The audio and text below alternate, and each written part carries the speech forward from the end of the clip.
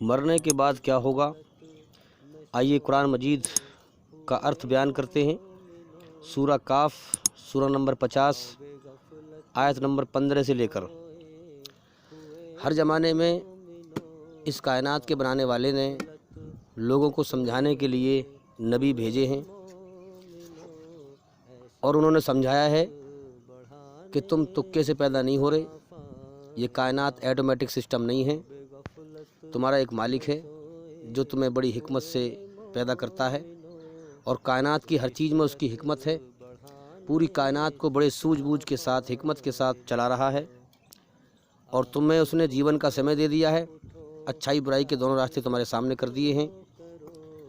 Test یہ ہے کہ کون اس کی قدر کرتا ہے اور کون ناقدری کرتا ہے، کون اس کا احسان مان کر اسے اس کی بنائی ہوئی رچنا کے آدھار پر اس کے حکم آ چکے ہیں، کون اسے راضی کرتا ہے اور کون اسے ناراض کرتا ہے۔ تو جو اسے راضی کرتا ہے، جو اسے راضی کر کے مرے گا، اس کا انجام موت کے بعد جنت ہے، اچھا انجام ہے، اور جو اسے ناراض کر کے مرے گا، موت کے بعد اس کا انجام برا ہے، نرک کی آگ ہے۔ تو لہٰذا یہ جیون ایک امتحان ہے جو بالکل بیکار جیون ہے، جو کبھی بھی ختم ہو سکتا ہے۔ اس جیون اور دنیا کی حقیقت کی سچائی پر غور کرو، اور دنیا میں دل مت لگاؤ، دنیا میں ظلم جاستی، دھرتی پر فساد نہ پھیلاؤ۔ تو ہر زمانے میں نبی آئے، اللہ کے پیغمبر آئے، انہوں نے اللہ کا پیغام سنایا، سچائی کا، ایمانداری کا، بھلائی کا، کہ اچھائی پر چلو، سچائی پر چلو۔ مگر لوگوں نے سرکشی کی اور ان پیغمبروں کا انکار کیا، اور جو انہوں نے بتایا اس کا بھی انکار کیا، ماننے والے بہت تھوڑے سے ہوئے، تو اللہ تعالیٰ نے تباہ کر دیے۔ یاد رکھیں، کیونکہ انسان جو ناقدرہ ہے، ناشکرہ ہے، وہ سمجھتا ہے کہ ہمارا کوئی کچھ بگاڑ نہیں سکتا ہے، ہم سرکشت ہیں، ہمارا کوئی مالک نہیں ہے، ہم اپنے مالک خود ہیں، جو چاہیں کرتے پھریں ہیں۔ لیکن جو ناقدرے ہیں وہ مارے گئے، اور وہ یہ کہتے رہے کہ مرنے کے بعد، مٹی میں ملنے کے بعد زندہ کیسے ہو جائیں گے بھئی ہم؟ انہوں نے دین کا مذاق اڑایا، پیغمبر کی تعلیمات کا مذاق اڑایا، انہوں نے خدا کی خدائی کو جھٹلایا کہ اللہ کچھ بھی کر سکتا ہے۔ تو آئیے یہاں شروع کرتے ہیں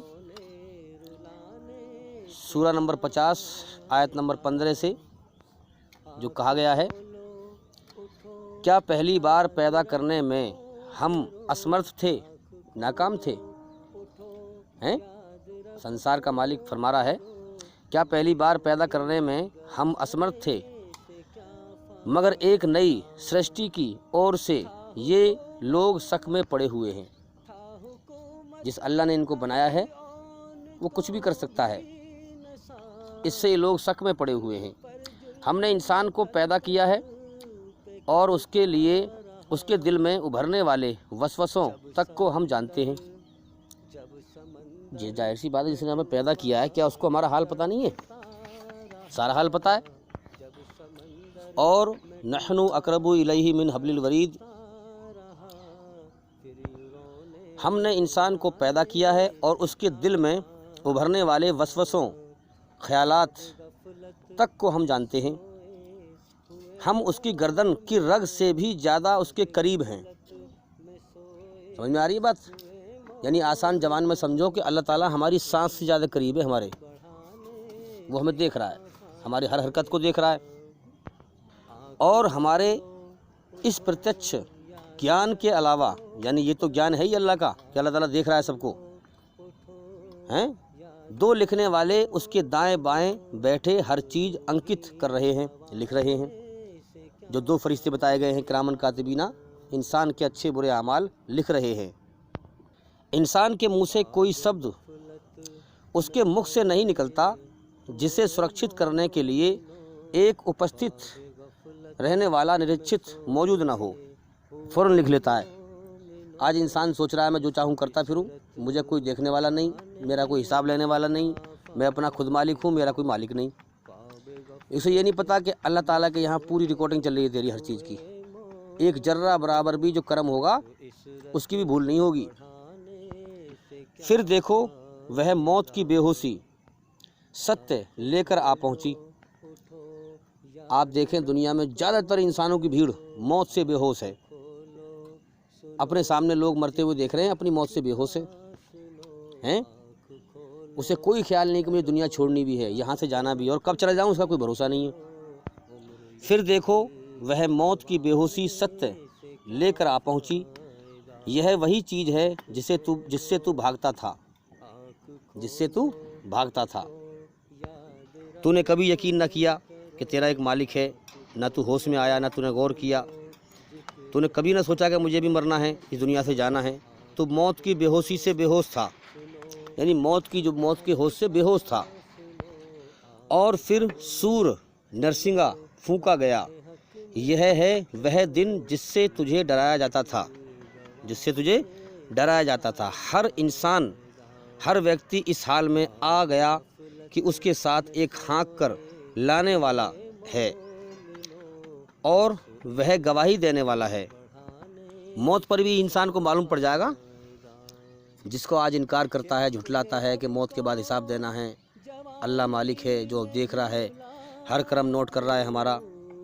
ارتھات وہاں کہا جائے گا اب تو تجھے خوب دکھائی دے رہا ہے کہ یہ سب کچھ یہاں موجود ہے، جس کی خبر اللہ کے نبی نے تجھے دی تھی، جس کی خبر اللہ کے نبی دیتے رہے۔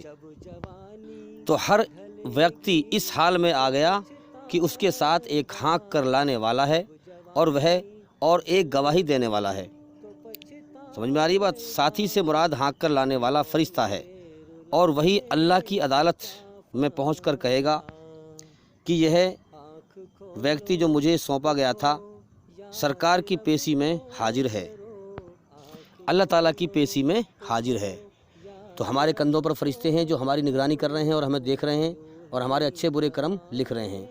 یہ فرشتے بھی گواہ ہیں اور پھر اللہ بھی دیکھ رہا ہے۔ تو کہا جائے گا کہ اس سچائی سے، اس چیز کی اور سے تو غفلت میں تھا، لاپرواہ تھا، ہم نے وہ پردہ ہٹا دیا جو تیرے آگے پڑا ہوا تھا، اور آج تیری نگاہ بڑی تیز ہے۔ دنیا میں تو سمجھتا تھا کچھ نہیں ہے، موت کے بعد مٹی مل جاتا ہے انسان، اسے یہ ہوش نہیں کہ اللہ تعالیٰ آتما کو، روح کو نکال لیتا ہے۔ اللہ کے لیے کوئی مشکل نہیں زندہ کرنا، وہ حساب لے گا ایک سانس کا ہے۔ پردہ کیا ہے؟ اصل میں انسان اس دنیا کے نشے میں، دنیا میں گم ہے، سچائی سے انجان ہے۔ تو اب دنیا ہی دکھائی دے رہی ہے اسے، دنیا کا دھوکہ دکھائی دے رہا ہے۔ اب اللہ کے لیے محنت کرتا تو اللہ موت سے پہلے پردہ ہٹا دیتا ہے، دھوکہ ہٹا دیتا، اور جو محنت نہیں کرتا اس کا دھوکہ موت پہ ہٹتا ہے۔ پھر اب اس دونوں میں فرق ہے، جس کا پردہ پہلے ہی ہٹ گیا، اللہ نے ہٹا دیا، دھوکہ موت سے پہلے ہٹا دیا، تو وہ بڑا کامیاب ہے، وہ تیاری کر لے گا، اور جس کا دھوکہ موت پہ ہٹا وہ ہمیشہ کے لیے تباہ اور برباد ہے۔ اب جو فرشتہ اس پر سونپا گیا تھا، جو اس کے ساتھ تھا، اس کے ساتھی نے کہا یہ ہے جو مجھے سونپا گیا تھا حاضر ہے، اے پروردگار تیرے دربار میں حاضر ہے۔ آدیش کیا گیا پھینک دو جہنم میں ہر کٹر کافر کو جو ہمارا انکار کیا کرتا تھا اور ہماری پیدا کی ہوئی چیزوں کے آگے سر جھکایا کرتا تھا۔ پھینک دو جہنم میں ہر کٹر کافر کو جو ستیہ سے دیش رکھتا تھا، ستیہ کا انکار کرتا تھا، بھلائی کو روکنے والا اور سیما کا النگھن کرنے والا تھا۔ یعنی اس نے بھلائی کو روکا، اچھی چیز کو، کسی نے اچھائی کی طرف بلایا، اللہ کی طرف کوئی بلا رہا ہے تو اس کو روک رہا ہے، تو بھلائی کو روکنے والا اور سیما کا النگھن کرنے والا تھا۔ سندے یعنی شک میں پڑا ہوا تھا، شک میں پڑا ہوا تھا، اور اللہ کے ساتھ کسی دوسرے کو پوجیہ بنائے بیٹھا تھا۔ ڈال دو اسے کٹھور عذاب میں، کٹھور سزا میں۔ اب جو اس کے ساتھ شیطان تھا، اس کے ساتھی نے کہا، جو شیطان تھا، اے پالنہار میں نے اس کو سرکس نہیں بنایا، برا نہیں بنایا، بلکہ یہ خود ہی پرلے درجے کی گمراہی میں پڑا ہوا تھا۔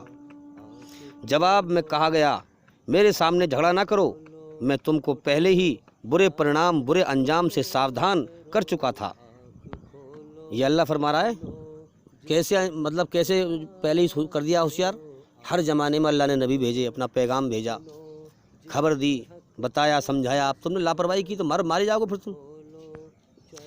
میرے یہاں بات پلٹی نہیں جاتی، اللہ کہہ رہا ہے، اور میں اپنے بندوں پر ظلم توڑنے والا نہیں ہوں، جس نے جو کرم کیے ہیں اسے ویسے ہی بدلہ ملے گا۔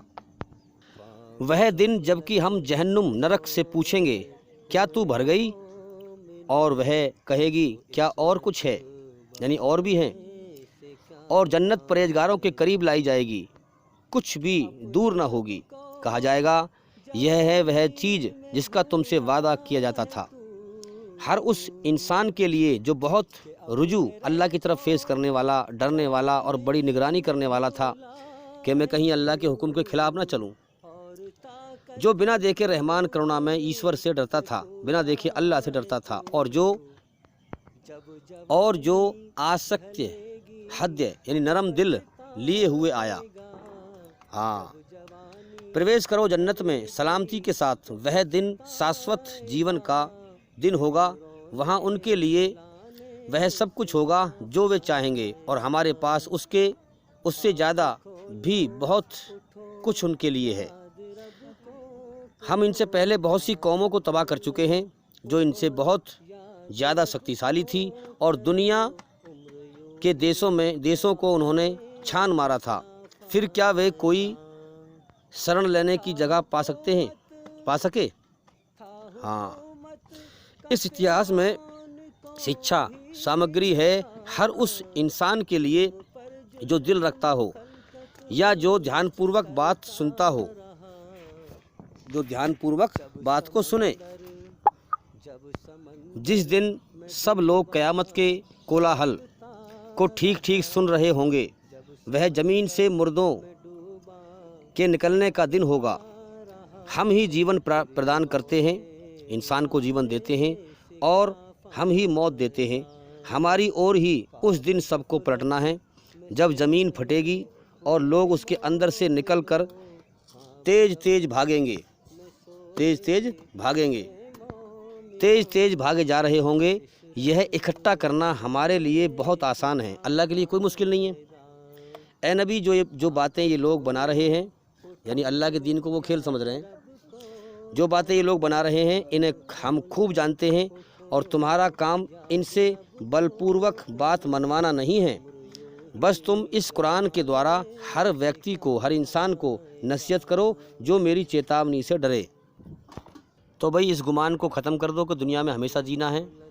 ہمارا ایک مالک ہے جس نے جیون دیا ہے اور جیون کا سمے دیا ہے، جب چاہے ہمیں اب پکڑ کر اپنے دربار میں حاضر کر سکتا ہے، لہٰذا اپنی بنائی ہوئی رچنا کے آدھار پر ہم سے حساب لے گا، اور جو اس کے حکم آئے، جو نبی لے کر آئے، جن کو جھٹلایا گیا، ہاں، ان کو سزا ملے گی۔ تو اس سے پہلے کہ مرنے کے بعد تباہ کر دی جائیں، پہلے ہی ہوش میں آ جاؤ۔ اللہ تعالیٰ کا لگاتار گیان حاصل کرتے رہو، علم حاصل کرتے رہو، تاکہ جلدی سے جلدی موت کے بعد کی زندگی کی تیاری کر سکیں۔ اور بھائی انشاءاللہ زندگی رہی تو پھر ملاقات ہوگی۔ السلام علیکم ورحمۃ اللہ وبرکاتہ۔